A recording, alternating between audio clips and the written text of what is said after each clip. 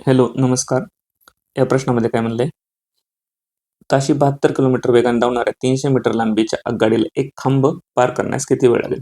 एक खांब पार करायचे, प्लॅटफॉर्म वगैरे पार करायचा नाही. खांब पार करायचे म्हणजे आगगाडीची लांबी हेच डिस्टन्स झालं. मग distance is equal to speed into time आहे. डिस्टन्स किती झालं? आगगाडीची लांबी 300 मीटर. सगळे बऱ्याच सेकंदात येतं बघा.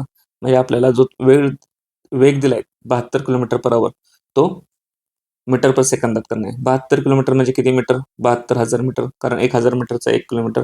72 किलोमीटर प्रति तास, पर आवर. पर आवर म्हणजे 3600 सेकंद. एका तासात सेकंद की 3600 असतात. Into time. हा टाइम विचारलाय आपल्याला फक्त.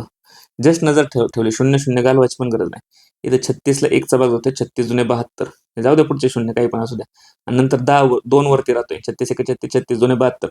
हा 2 इकडे आणला, 300च्या निम्मे केले, किंवा 300च्या काही निम्मे असेल, 15च्या आसपास, 15, 150 ह्या पट्टीत उत्तर येणार आहे. कारण पुढचे शून्य आपण ऍडजस्ट केले नाहीत अजून.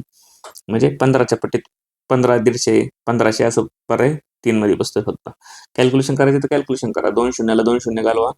36 एक 36, 36 जुने 72. हा शून्य तासाच 20. म्हणजे 300 आणि ते 20 इकडे गुणा करायला भाग करायला 20 आणले, इज इक्वल टू टाइम. शून्याला शून्य गेला, 30/2 इज इक्वल टू 15 सेकंद. फक्त इथं परत 4 सेकंद कसे वाचत होते?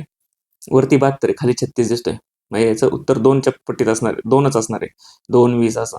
आणि ते फक्त 2 आणलं. 3 तर 3ला भागिले 2 आला. 3ला भागिले 2 किती? 1.5 झाला. म्हणजे 1.5. आणि फक्त आपल्याला नंतर पॉईंट हा ऍडजस्ट करायचे. एक तर 15 होईल, 150 होईल, 1.5 वाला इथंच ऑप्शन बसतोय असा. म्हणजे असे छोट्या छोट्या गोष्टी येतात कामाला. वेळ पुरतोच असं नाही प्रत्येक परीक्षेला. पाहिल्याबद्दल थँक्स.